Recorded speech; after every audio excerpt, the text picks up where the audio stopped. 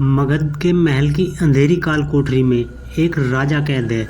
वह कभी बहुत शक्तिशाली सम्राट था जिसने अपने शासन में अनेक राज्यों को झुकाया था, लेकिन आज वह भूख और यातना से तड़प रहा है। उसके अपने ही बेटे ने उसे इस हाल में पहुंचा दिया है।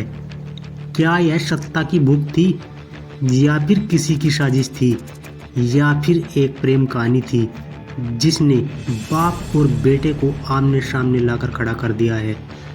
आज हम इस वीडियो में इतिहास के एक सबसे रहस्यमयी अध्याय को खोलेंगे। अजातशत्रु ने क्यों अपने पिता बिंबिसार की हत्या की, और क्या इसमें वैशाली की नगर वधू आम्रपाली का हाथ था। यह बात उस समय की है जब मगध पर राजा बिंबिसार का शासन था। उन्होंने अपने पराक्रम से मगध को शक्तिशाली बनाया और अंग देश को जीतकर अपने बेटे अजातशत्रु को सौंप दिया। लेकिन यही पुत्र एक दिन उनके विनाश का कारण बना। इतिहासकार बताते हैं कि अजातशत्रु के मन में सत्ता की भूख थी। वह चाहता था कि जल्द से जल्द वह राजा बने, लेकिन बिंबिसार सत्ता छोड़ने को तैयार नहीं थे।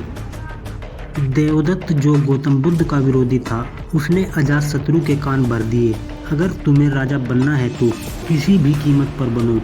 इसके लिए चाहे तुम्हें अपने पिता बिंबिसार को ही क्यों ना रास्ते से हटाना पड़े। दूसरी तरफ राजनीति भी अपना खेल खेल रही थी। लिच्छवी गणराज्य मगध के लिए सबसे बड़ा खतरा बनता जा रहा था। बिंबिसार की पत्नी चेलना खुद लिच्छवी परिवार से थी और वे वैशाली के गणराज्य के प्रति सहानुभूति रखती थी। अजातशत्रु को लगा कि अगर उसे वैशाली पर आक्रमण करना है तो सबसे पहले अपने पिता को रास्ते से हटाना पड़ेगा।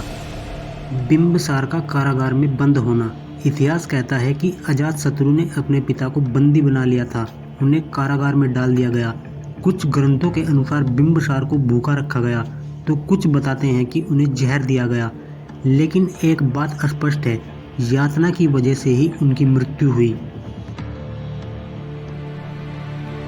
लेकिन इस कहानी में एक और नाम जुड़ा है, वैशाली की नगर वधू आम्रपाली का। कहा जाता है कि बिंबिसार और अजातशत्रु दोनों ही उसकी सुंदरता के दीवाने थे। क्या यह पिता और पुत्र के बीच का विवाद का कारण था? इतिहासकार मानते हैं कि इस बात के कोई ठोस प्रमाण नहीं मिलते हैं कि आम्रपाली की वजह से अजातशत्रु ने अपने पिता की हत्या की।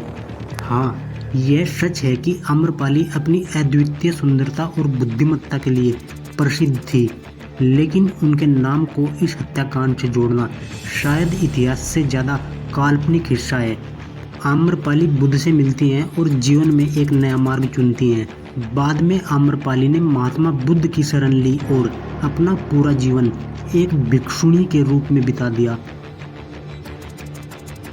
राजा अजातशत्रु ने मगध को अपने शासनकाल में शक्तिशाली बनाया, लेकिन क्या वह अपने पिता की हत्या के कलंक से कभी मुक्त हो सका? इतिहास हमें सिखाता है कि सत्ता की भूख, राजनीति और व्यक्तिगत महत्वाकांक्षा कैसे इंसान को अपनों का शत्रु बना सकती है। अजातशत्रु ने मगध का विस्तार तो किया, लेकिन क्या वह उस अपराध बोध से बच पाया जो उसकी आत्मा पर हमेशा के लिए अंकित हो गया?